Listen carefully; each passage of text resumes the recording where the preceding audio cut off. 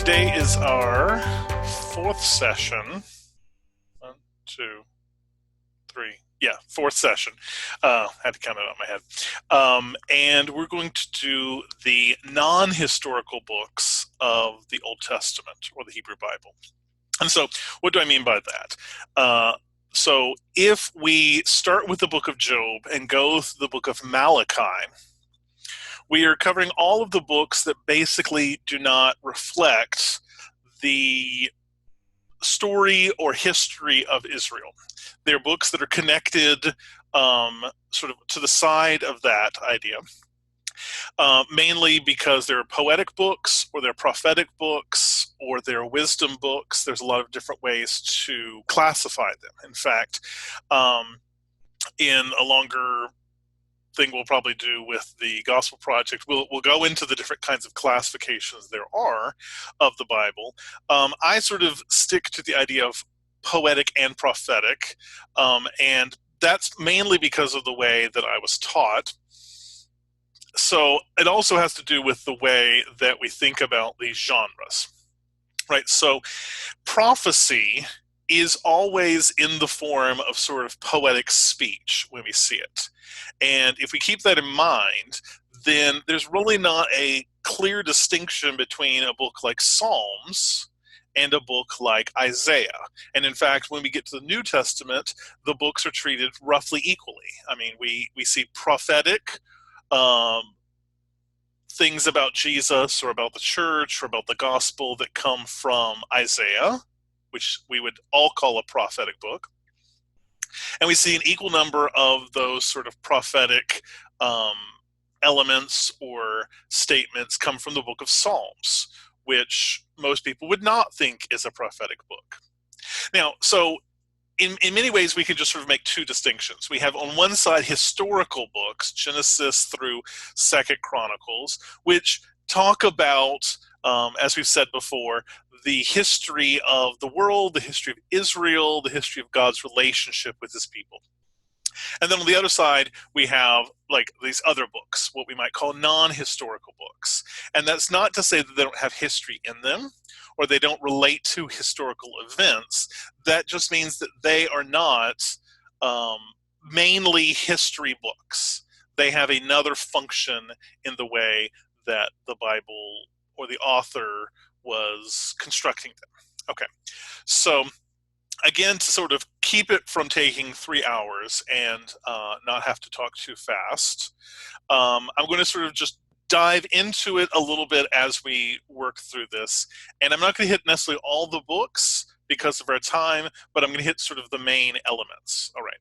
So within the first part of the non-historical section of the Old Testament, we have Job, Psalms, Proverbs, Ecclesiastes, Song of Solomon. Did I do them all? Yes. And those sort of form the poetic end of the way that we can think of this section, right? So we said that there are several ways that we can classify them. Those are generally called the poetic books. What's interesting about them is that they are mainly dealing with two types of wisdom. Okay, so let me take Psalms and put it kind of over on the side. If we're talking about Job, Proverbs, Ecclesiastes, and Song of Solomon, we're talking about wisdom in its different manifestations. Okay, so the book of Proverbs focuses its wisdom towards the young, towards young men and young women for that matter. And basically is fixed on teaching us the wisdom of living life as we're entering into adulthood, right? So if you look at the first few chapters of the book of Proverbs, there's a lot of this young man language, my son language. And if you look at the remaining Proverbs within the book, they're a collection of wise statements. Some of them have to do with economics or business. Some of them have to do with marriage or family. Some of them have to do with how do we deal with our neighbors or what kind of people should we be, right? So those are oriented to youth, basically. Then we get to a book like Song of Solomon, and this is sort of for an older, more mature audience, right? This is where you're, up in the corner of your screen when you're reading the book of Song of Solomon. It should tell you that this is for adult situations and language, because it's talking about the marital and sexual relationship that a man and a woman have. And it has a lot of interesting imagery in there, and most of the imagery is very poetic. It is focused mainly on kind of describing beauty in an agricultural sense, right? So a lot of the imagery that's used is a little bit funny, like your neck is like a tower, or your hair is like a flock of goats descending a mountain. And we sort of laugh at that because it doesn't make sense, because it's a metaphor, and it's an agricultural metaphor at that. And then we also have, so that's sort of maybe the middle part of our life, right? So if we think of like 20s and 30s, right? So you have to remember that adulthood in the ancient world began at what we would consider sort of the tweenage years. When you sort of hit puberty, you were considered an adult man or woman. And so Proverbs is for that first phase of adulthood, right? When you're not yet married, or you're not yet perfected a trade or a skill, or you haven't really figured out exactly what you're going to do. Then we have Ecclesiastes that's going to deal sort of with that middle part of adulthood, when we're marrying and having children. And of course, then there's a little bit of Proverbs in there as well. And then finally, at the end of our life, we have the book of Job and the book of Ecclesiastes. They have sort of two different perspectives on the idea of sort of old age. And again, old age doesn't have to be necessarily as old. It's a very modern concept to have sort of midlife crisis, because in the ancient world, if you made it to be about 50 years old, you were considered a rather old person, because most people died in famines or in pestilence or plagues or in wars. You didn't really get to live very long. In fact, that's why the Bible thinks of people who are very old, 70 and up, as blessed by God. Okay, so in that vein, we can look at the books of Job and Ecclesiastes as sort of opposite sides of the same coin. Job is the more hopeful of the two books. In fact, the whole book is a discussion of why Job's children and wealth and even his health have left him in his old age. And the book frames it in the idea of that Satan and God are sort of doing a chess game with Job and trying to see if he's going to be faithful all the way to the end of his life. And then we have pages and pages and pages and pages of wisdom poetry, which is sort of describing how we're supposed to think about our lives and sin and God's benevolence or God's justice. And Job in many ways connects to the book of Deuteronomy. Remember, we talked about Deuteronomy has this very sort of cut and dry idea of how justice works. Good people get good things, bad people get bad things. And the book of Job basically flips that all the way around. Job, who's very righteous, has all these horrible things happen to him, and all of his friends who are a little bit not that great of friends, can we say, they still have wealth and prosperity as theirs. And so the book of Job is really discussing whether this idea that if you live a righteous life, you'll be rewarded in this life, right? So not having to get too deep into Job, we'll spend more time on that later, but that's sort of what the theme of the book of Job is. Ecclesiastes flip that around, and the Ecclesiastes also questions the idea of this deuteronomistic worldview, this worldview that good things happen to good people, bad things happen to bad people, and flips it around in the sense of the preacher, which is the name the author gives himself in the book of Ecclesiastes. The preacher has had everything good happen to him in life. He's a king, he's wise and wealthy, he's had a very long life. But when he looks out of the world, he sees that the world is rather unjust. Right? People live their entire lives and then they die, and some of them do not ever get rewarded for their obedience, and other people who are very, very wicked, they get rewarded seemingly all the time. Right? So that is sort of a meditation of the older generation, right? The people who look back in their life and think about all the time that they have wasted, or all the choices they've made, and have they squandered their life in that way. And so we can sort of put these books in sort of an arc from the young man just sort of beginning his life to an old man reflecting on his life, and we can think of them in that way. All right, so now let me bring in the book of Psalms. The book of Psalms follows up on these themes of how should we live our life, but phrases it more from the perspective of song. So the book of Psalms is a book of songs, right? You're supposed to sing them. And in fact, throughout church history, since even before the time of Jesus, the Psalms were set to music. In fact, some of the words that we're not quite sure how to translate in the book of Psalms probably are musical terms, telling us either the tune or like an interlude, or giving us some sort of break in how to sing the song. So the book of Psalms has a lot of different types of things. It has wisdom psalms, which talk about the way we should live our lives, which is something like Psalm 1, right? Blessed is the man who is righteous before God is the theme of that psalm. It has royal psalms like Psalm 2, Psalm 110, which talk about God or the Davidic king in these very glowing terms, and understands things from the perspective of the monarchy or the palace or of a king. We have other songs which are from the temple sort of courts, particularly towards the end of the book of Psalms, from about Psalm 113 to about 150. There's some mixed in there that are not necessarily this way. We can sort of think of those as liturgical or temple-based songs. There's one unit called the Song of Ascents. It literally is the songs that you sang as you go up the road to the temple. There's another set of songs which are the songs you would sing at certain festival days. Okay, and then sort of returning to what we talked about with Job and Ecclesiastes, we have psalms that are laments, right? They're songs of despair, songs of longing, songs of sadness, songs that are pleading for God to make the world right. And with those themes, we can see them in different ways. Some of them are personal. Those sort of come at the beginning of the book of Psalms, where it's David or someone in the voice of David writing a song about calling out to God for him to bring justice into his life. And then towards the middle and end of this book of Psalms, we have more what we might call communal or community laments, right? Where these probably date from the time of the destruction of Jerusalem, when people were really wondering what God is doing. Why are you letting your holy city get destroyed? Why are you letting your temple get burned to the ground? Why are you sending all of these people into exile? God, this is not just. Why don't you do something about this?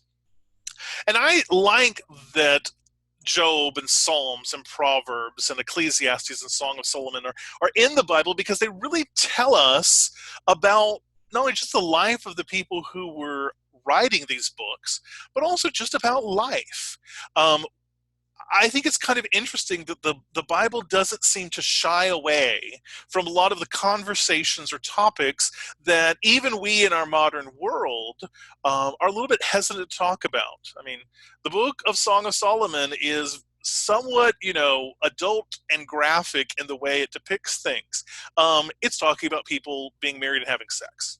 The book of Ecclesiastes and the lament psalms are very dark, and they don't really say things that we might think of as church appropriate, right?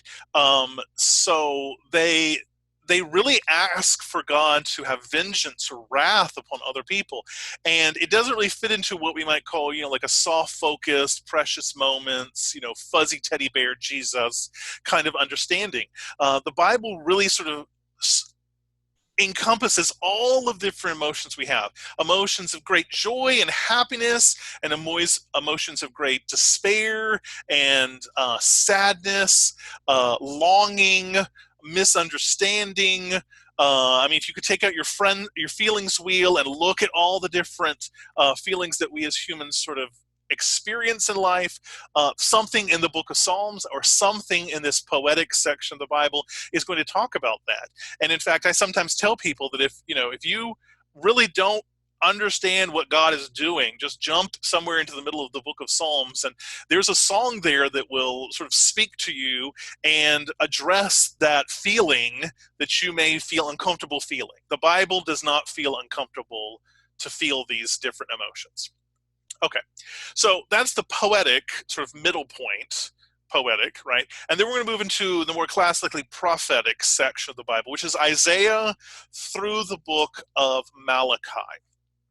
And so in those first books, the first unit is Isaiah, Jeremiah, the book of Lamentations, Ezekiel, and Daniel. So those five variously are considered the major prophets. Now, again, when we jump into the different classifications and we look at how the books are ordered in the what we might call the Protestant canon, or versus the Jewish canon versus other, other orderings of the books, we see these books move back and forth somewhat, but let me deal with those five books first. Okay, so Isaiah and Jeremiah occur within the monarchy period, right? So if you go back to my historical books, right, we have the period in which you have David and then all of his descendants, or the other kings that are ruling Israel and Judah.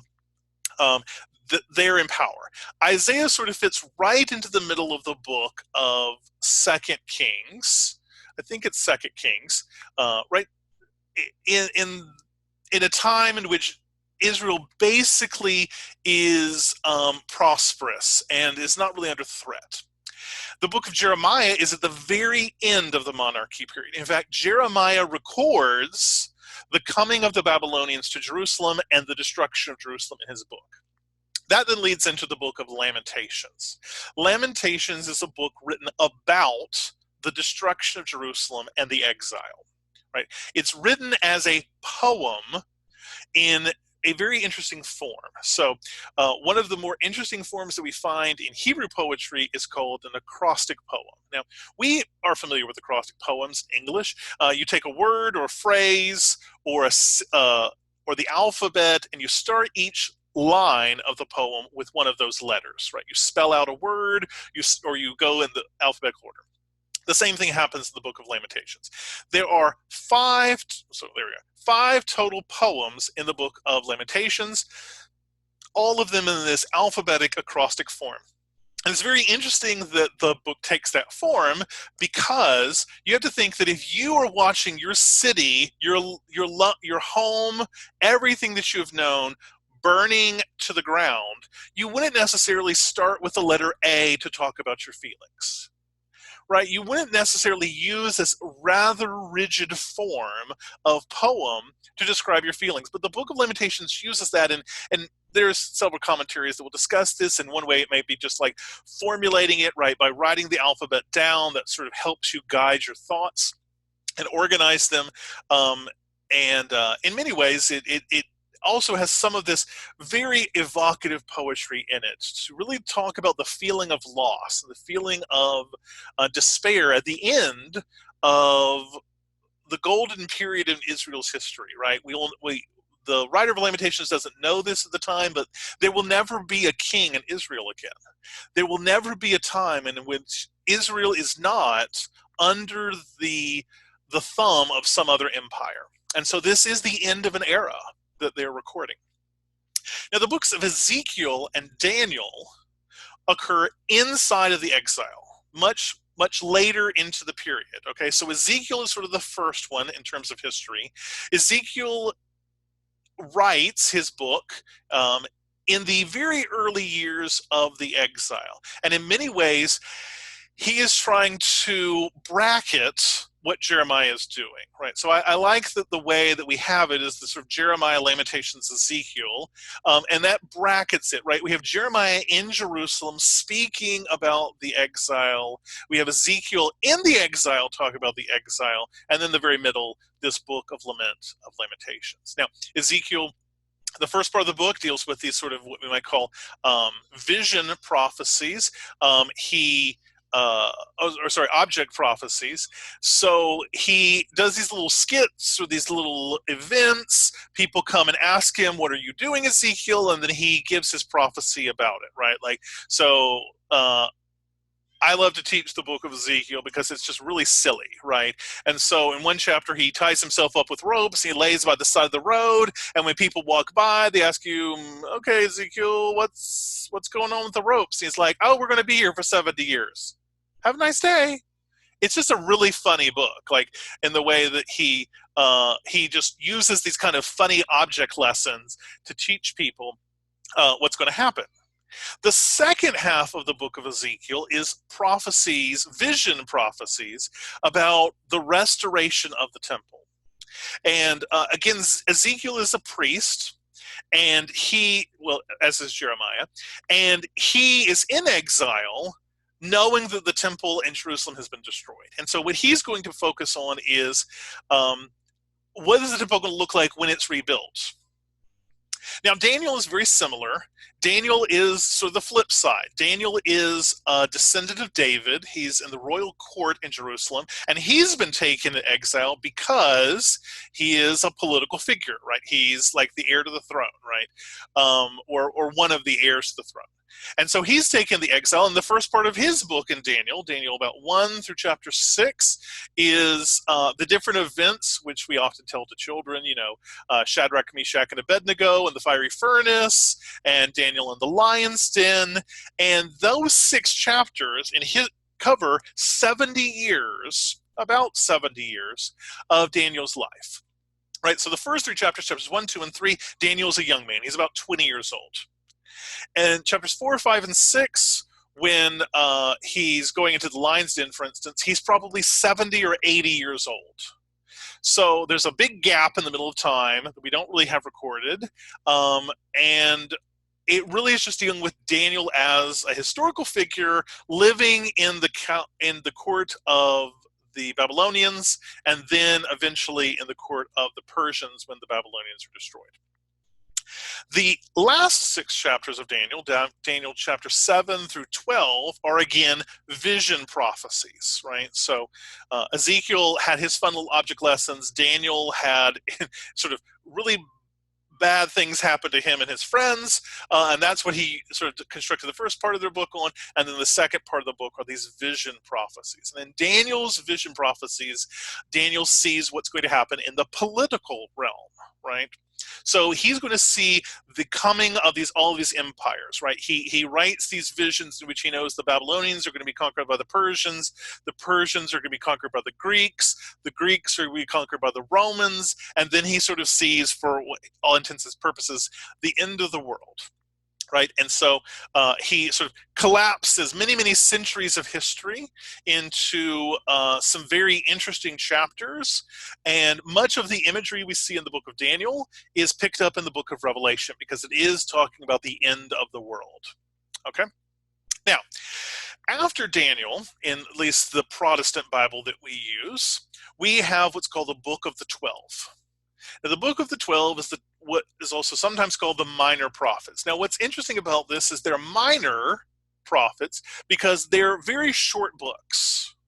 And so the Book of the 12 or the minor prophets all could fit on one scroll. That's why we call it the Book of the 12, right? They could all fit in one book in the ancient world, one scroll. And so the Book of the 12 is again sort of scattered across various different periods. There are some of the prophecies which come from what's called the pre-exilic or monarchic period. There are some prophecies that are clearly post-exilic, like Malachi. There are other prophecies that we really don't know where they go. They really don't fit very neatly into a history. They don't have a lot of connection to historical events. And so it's very difficult for us to date those books. And those books function, what we might call the question mark books, function to deal more with the people and how the people should live their lives. So I'm just going to pick 3 examples very quickly. So one of the pre-exilic books is the book of Amos. And Amos is one of my favorite books because Amos basically doesn't want to be a prophet. And the book is probably one or two sermons he gives. Amos comes from the northern kingdom of Israel. He comes down to the southern kingdom of Judah. He walks down, he goes to court, and he's like, hey, king, I got a prophecy to give you. And the king is like, well, who are you? And he's like, well, I'm just this guy from Israel, but God told me I needed to come give you this prophecy. Here it is. Boom. And he gives us this prophecy, and then he goes back home, back to his day job.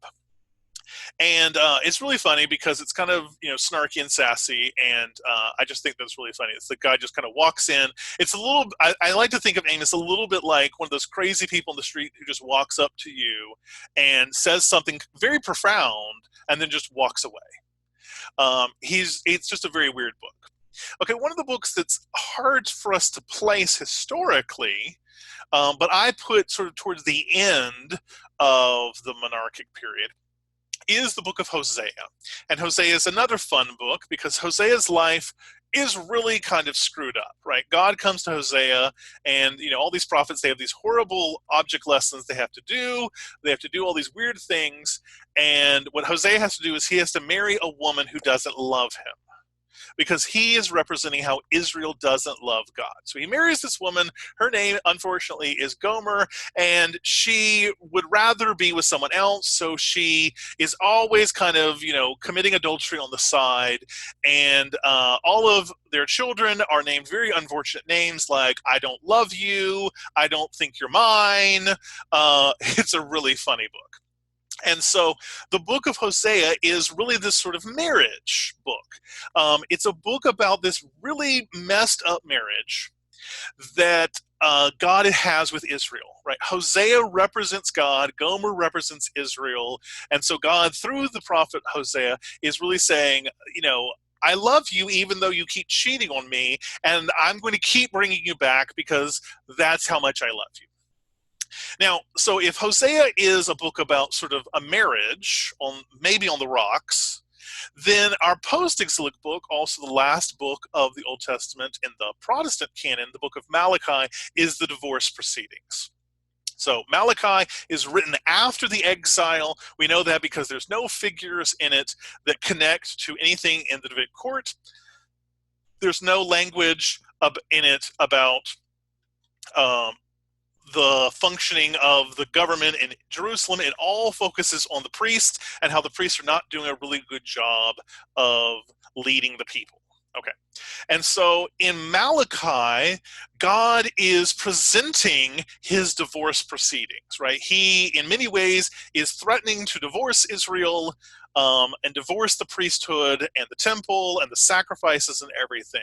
And he has this wonderful language, sort of three major things he holds against them. First of all, you don't really like me, and I don't know why you keep worshiping me if you don't like me. He says, then you're supposed to bring these sacrifices, and you don't bring me good sacrifices. You bring me the stuff you're going to throw away anyway, and what kind of a gift is that? And then the third thing is that you don't really want to be my people and live a holy life. You really just want me to bless you and give you good things. Yeah. The very end of the book of Malachi is sort of God saying, I should divorce you, but I'm not going to. Instead, I'm going to send you some people who will guide you back to me. The priests, they're not working out. I've told you what you need to do, priest, and you need to get, on your better behavior. But I'm going to send you some prophets in the coming days, and they're going to lead you back to me. And so with that, we sort of close off the Bible for about 400 years. Malachi and the books of the minor prophets sort of end in the 4th or 5th century before Jesus, and we have what's called the 400 years of silence before we get to the time of the Gospels and of Jesus. And people, because of that, were always waiting. They're trying to figure out, when is God going to send these prophets, right? We know these prophets are coming, and that expectation is what prepares the Jews, the people of Judea, the people who are reading these books, to really sort of expect a messianic figure to come. And that's going to set us up for the Gospels with the New Testament. At the same time, we have all of these prophetic books. We have these very weird visions of Ezekiel and Daniel, and there's weird stuff in Isaiah, and Malachi has these weird people he's talking about. And there are all these different other books that are written that we don't have in our Protestant Bible. Right, some of these books are called pseudepigrapha. They're books. Pseudepigrapha means books written under someone else's name. So it's like you take on sort of a nom de plume, but you take on someone else's name to do it, right? So it's like ghost written books. And then we also have another group of books called Apocrypha. The Apocrypha books are books that some groups of Christians or Jews would read and some groups would not. So if you go to the Catholic Bible, there are books like Susanna, Bell and the Dragon. There's some additional sections to the book of Esther, which are some of these apocryphal books. If you go into the Ethiopic Church, they have books like the books of Enoch and the books of Jubilees that they also read, right? So these are books that had an influence in those 400 years between the Old Testament and the New Testament, but we as Protestant Christians don't read those books. And I don't think there's anything wrong with those books as in you shouldn't read them. It's just that we don't accept them as scripture, and we don't accept them for scripture because they don't connect into what the New Testament does, right? So with the New Testament, we're going to look back at the Old Testament books and see those as references. The apocryphal or pseudepigraphal books don't have any references that really pop up in the New Testament, and I just painted with a broad brush. I'm going to have to change my tune a little bit when we get to the New Testament. There are a few little quotations that may come from an apocryphal book. We're going to cover that when we get there. All right, so we've now closed out the Hebrew Bible or the Old Testament. We start with Genesis. Then we had sort of the beginning books of Exodus through Judges, the pre-monarchic books. And then we have the monarchic books, Samuel, Kings, Chronicles. And then we have sort of the poetic and prophetic books, which is what we did today. All right.